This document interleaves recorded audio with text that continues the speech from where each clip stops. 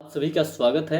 आइए Nifty bank के सभी कंपोनेंट्स की वीकली एनालिसिस करते हैं और देखते हैं इसमें क्या मूवमेंट इस वीक में रह सकती है। चलिए सबसे पहले शुरू करेंगे कोटक महिंद्रा बैंक से। इसमें हमने पहले क्या डिस्कस किया था, अगर यहाँ से नीचे निकलती है तो फिर यहाँ पे कंसोलिडेट कर रही थी, यहाँ से नीचे निकलेगी तो फिर इस ट्रेंड लाइन तक का टारगेट और इसका अगर ब्रेक डाउन देखने को मिलता है तो फिर यहाँ तक का टारगेट हमने प्लान किया था। पहला टारगेट हमें मिल चुका था, उसके बाद से फिर ये अप साइड निकली और इस लेवल का रिटेस्ट किया, नीचे आई, इसका ब्रेक डाउन किया, लेकिन ब्रेक डाउन सक्सेसफुल नहीं रहा और यहाँ से अप साइड निकल रही है। अगर ध्यान से देखा जाए तो इसमें डब्ल्यू पैटर्न क्रिएट होता हुआ दिख रहा है, डबल बॉटम पैटर्न, जिसका सपोर्ट लाइन है ये वाली, ठीक है। और यहाँ पे देखिए ये डब्ल्यू पैटर्न आपका बनता हुआ दिख रहा है, टॉप पे डब्ल्यू पैटर्न बन रहा है, बड़ी ही असमंजस वाली बात है। लेकिन अगर ये सस्टेन होता है, थोड़ा अपसाइड निकलता है, इसका ब्रेकडाउन करता है, रिटेस्ट करता है, अपसाइड निकलता है, तो हमें 2000 तक के लेवल देखने को मिल सकते हैं और ये 2025 2050 तक का भी हो सकता है इस वीक में। लेकिन अगर ये फेक ब्रेकआउट फेक रिटेस्ट है तो फिर यहाँ से थोड़ा अपसाइड जाके फिर नीचे की तरफ निकलेगा और फिर दोबारा से आपको 1925 या फिर 1875 तक के लेवल देखने को मिल सकते हैं। चलिए इसके बाद से हम बात करेंगे HDFC बैंक की। HDFC बैंक में इस वीक में हमें क्या मूवमेंट देखने को मिल सकती है।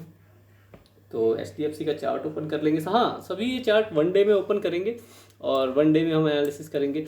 HDFC बैंक में लगातार हमें एक बियरिशनेस दिख रही है। देखिए इसने बार बार यहाँ से अपसाइड जाने की कोशिश की, यहाँ पे था तो हमने एक प्लान किया था, यहाँ तक का टारगेट था हमारा, ठीक है। अगर नीचे निकलता है तो अपसाइड निकलता है तो यहाँ 1700 का, उसके ऊपर 1720 का टारगेट, लेकिन यहाँ से नीचे की तरफ निकला है और इस ट्रेंड लाइन तक का टारगेट इसने दिया है। उसके बाद से नीचे भी निकला है, जो कि इस ट्रेंड लाइन के पास, इस सपोर्ट के पास, ये 1580 के आसपास ये पहुंचने की कोशिश कर रहा है, लेकिन ये वहां पहुंच नहीं पाया और यहाँ से थोड़ा सा अपसाइड निकलता हुआ दिख रहा है। लेकिन अभी भी बेरिशनेस कंप्लीटली बनी हुई है, इसमें एक भी कैंडल ग्रीन क्लोज नहीं हुई है पिछले कई दिनों से।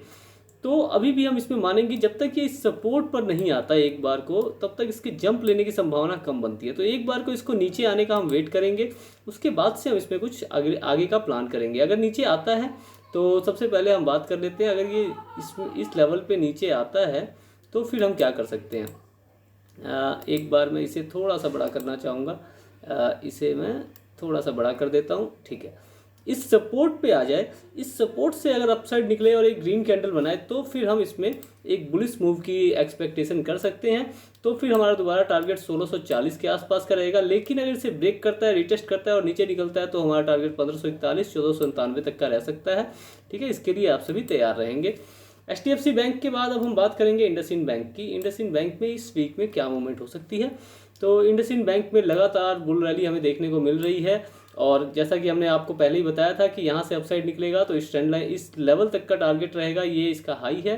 देखिए यहाँ से ये ट्विजर टॉप बना के अगर ये नीचे की तरफ निकलता है, ठीक है, यहाँ से अगर ये नीचे की तरफ निकलता है और पिछले 2 दिनों का लो, पिछले 2 दिनों के लो को तोड़ता है तो फिर हम इसमें एक बेरिश मूव की एक्सपेक्टेशन करेंगे, जो कि हमें ऑलमोस्ट ये 1220-25 या फिर 1175 तक के टारगेट देखने को मिल सकते हैं। लेकिन अगर यहाँ से अपसाइड निकलता है तो टारगेट ओपन है 1300-1350 तक का इस वीक में हमें देखने को मिल सकता है। इंडसइंड बैंक लगातार स्ट्रॉन्ग बना हुआ है तो इसमें बुलिश ब्रेकआउट की संभावनाएं ज़्यादा बनती हैं, तो उसके लिए आप सभी ध्यान रखें। बस एक चीज़ है कि बाइंग की जो वॉल्यूम है वो गिरता जा रहा है, तो इसे भी एक बार को ध्यान रखना होगा, इसलिए दोनों साइड के मूव की प्लानिंग करके चले। इसके बाद हम बात करेंगे एक्सिस बैंक की।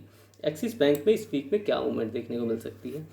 एक्सिस बैंक में भी लगातार बुलिशनेस देखने को मिल रही थी, ये यहाँ पे आके कंसोलिडेट कर रहा है बैंक निफ्टी के साथ। जैसे बैंक निफ्टी कंसोलिडेट कर रहा है, ये भी यहाँ पे कंसोलिडेट कर रहा है, तो हम इसमें एक असेंडिंग ट्रायंगल पैटर्न बनता हुआ देख रहे हैं, ठीक है। ये असेंडिंग ट्रायंगल पैटर्न का ब्रेकआउट होता है तो फिर ऊपर का टारगेट आपके लिए आएगा लगभग 950 का, उसके बाद से फिर 970 का टारगेट आप प्लान करके चल सकते हैं। लेकिन अगर यहाँ से नीचे की तरफ निकलता है और इस ट्रेंड लाइन को ब्रेक करता है तो 900 पहला टारगेट और दूसरा टारगेट आपको 870 का इस वीक में देखने को मिल सकता है। इसके बाद से हम बात करेंगे ICICI बैंक की। तो ICICI बैंक में हमें क्या टारगेट देखने को मिल सकते हैं। ICICI बैंक भी अपने टॉप पे जाके कंसोलिडेट कर रहा है, यहाँ तक का टारगेट हमने पहले ही दिया था, वो अचीव हो चुका है। उसके बाद से नीचे निकल के फिर अपसाइड निकलता हुआ नजर आ रहा है, तो हम इस पर कैसे प्लान कर सकते हैं। अगर ये अपसाइड में अपने हाई को ब्रेक करता है तो फिर आपको 980 1000 तक के टारगेट के लिए ओपन है। लेकिन अगर ऊपर सस्टेन नहीं करता, नीचे की तरफ निकलता है, तो फिर हमें लगभग WM पैटर्न बनता हुआ दिखेगा, यानी डबल टॉप पैटर्न। तो फिर हमारे लिए टारगेट नीचे साइड का ओपन है 920 910 या 900 तक का टारगेट हमें देखने को मिल सकता है।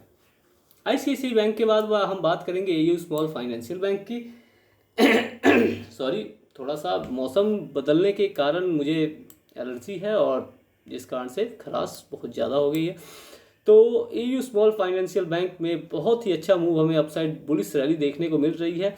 लगातार ये नए नए हाइज बनाता जा रहा है। तो इसमें आप कैसे प्लानिंग कर सकते हैं? इसमें आप कैसे प्लानिंग कर सकते हैं, अगर ये हाई सस्टेन रहता है, अगर ये कल का हाई टूटता है, ठीक है, कल का हाई टूटता है तो फिर हमें 800 860 तक के लेवल इस वीक में देखने को मिल सकते हैं। लेकिन अगर ये थोड़ा अपसाइड निकले, एक रेड कैंडल बनाए, पिछले दिन के लो को ब्रेक करे और नीचे की साइड निकले, तब आप इसमें बियरिशनेस के बारे में सोच सकते हैं। फिर आपका पहला टारगेट 720 तक का रह सकता है इस वीक के लिए। लेकिन इसमें जैसे बुलिशनेस बनी हुई है, अगर बैंक निफ्टी ने हल्का सा भी सपोर्ट किया तो ये 860 900 तक के टारगेट को छूने में देरी नहीं करेगा। तो इसके लिए आप सभी इसमें तैयार रहें। तो AU स्मॉल फाइनेंशियल बैंक के बाद अब बारी आती है SBI की, स्टेट बैंक ऑफ इंडिया की। स्टेट बैंक ऑफ इंडिया में हमें इस बार क्या मूवमेंट देखने को मिल सकती है इस वीक में? इस वीक पूरे वीक में इसने यहाँ पे कंसोलिडेट किया है, नीचे की साइड निकला है, लेकिन नीचे की साइड निकलने पे हमारा टारगेट था इस ट्रेंड लाइन के ब्रेक होने पे, लेकिन इसको ब्रेक ही नहीं किया। ब्रेक करने के बाद हमारा टारगेट 540 तक का था, इस ट्रेंड लाइन तक का मेन टारगेट था हमारा, लेकिन उसे इसने टच नहीं किया है। तो अब हम प्लानिंग करते हैं, यहाँ पे असेंडिंग ट्रायंगल बनता हुआ दिख रहा है। असेंडिंग ट्रायंगल का अगर ब्रेकआउट हमें देखने को मिलता है यहाँ से, तो फिर हमारा पहला टारगेट 620, दूसरा टारगेट 630 का रह सकता है। लेकिन अगर ये असेंडिंग ट्रायंगल पैटर्न का फेक ब्रेकआउट करके नीचे की तरफ निकलता है तो फिर अगेन हमारे लिए टारगेट ओपन है। पहला टारगेट आप 570 का रखेंगे, दूसरा टारगेट 540 का। ये लेवल हमें देखने को मिल सकते हैं इस वीक में SBI में। SBI के बाद हम बात करेंगे बंधन बैंक की। तो बंधन बैंक का चार्ट ओपन कर लेते हैं, 1 डे का टाइम फ्रेम रहेगा और फिर देखते हैं इसमें हमें क्या लेवल देखने को मिल सकते हैं। देखिए, बंधन बैंक में इसने इस ट्रेंड रेजिस्टेंस का ब्रेकआउट किया है, बहुत ही अच्छे कैंडल के साथ किया है। अब इसमें हमें क्या लेवल्स देखने को मिल सकते हैं? अगर ये ब्रेकआउट सस्टेन रहता है, नीचे ये रेड कैंडल के बाद ये दोनों के हाई को तोड़ती है और अपसाइड निकलती है, तो आपके लिए टारगेट ओपन है 280। उसके बाद से फिर 310 320 तक का टारगेट आप प्लान करके चल सकते हैं, ठीक है। लेकिन अगर ये थोड़ा सा अपसाइड जाके इस रेजिस्टेंस से नीचे की तरफ निकलता है, ठीक है, तो फिर आपके पास दोबारा 250 या 230 तक के लेवल आपको देखने को मिल सकते हैं। ये हो गया बंधन बैंक। बंधन बैंक के बाद आते हैं बैंक ऑफ बड़ौदा में। तो बैंक ऑफ बड़ौदा में हम क्या कर सकते हैं इस वीक में? बैंक ऑफ बड़ौदा में कंसोलिडेशन देखने को मिल रहा है हमें, डबल टॉप का पैटर्न बन चुका है। अब अगर इसका नेक लाइन टूटती है डबल टॉप की, देखिए इस पर ध्यान से, तो यहाँ पे डबल बॉटम बना के ये अपसाइड निकला था, अब यहाँ पे डबल टॉप बना दिया है, थोड़ा सा कंसोलिडेट कर रहा है। अब अगर इस ट्रेंड लाइन को मान लीजिए तोड़ देता है, रीटेस्ट करता है, नीचे निकलता है, तो 160 161 तक के टारगेट हमें इस वीक में देखने को मिल सकते हैं। लेकिन अगर यहाँ से रीटेस्ट, यहाँ से बुल साइड रैली देता है, तो आपको 190 के टूटने का वेट करना है। 190 टूटे और अपसाइड निकले तो फिर आपके पास 200 220 तक के टारगेट इस वीक में आपको देखने को मिल सकते हैं। इसके बाद से बात करेंगे फेडरल बैंक की। तो फेडरल बैंक में हमें इस वीक में क्या टारगेट देखने को मिल सकते हैं? फेडरल बैंक, लगातार फेडरल बैंक में गिरावट होती हुई हमें दिख रही है। और देखिए, जैसा कि हमने पहले कहा था, इस ट्रेंड लाइन से ये रिजेक्शन लेके नीचे की तरफ निकलेगा तो हमारा टारगेट 130 का रहेगा और 130 का टारगेट भी अचीव हुआ। उसके बाद ट्रेंड लाइन और फिर यहाँ तक का टारगेट भी हमारा अचीव हो चुका है। दोनों टारगेट थे हमारे यहाँ से फॉल के बाद, दोनों टारगेट अचीव हो चुके हैं। मेन टारगेट हमारा इस ट्रेंड लाइन तक का था, वो एक ही कैंडल में इसने अचीव कर लिया था। तो इसके बाद से हम कैसे प्लानिंग करें?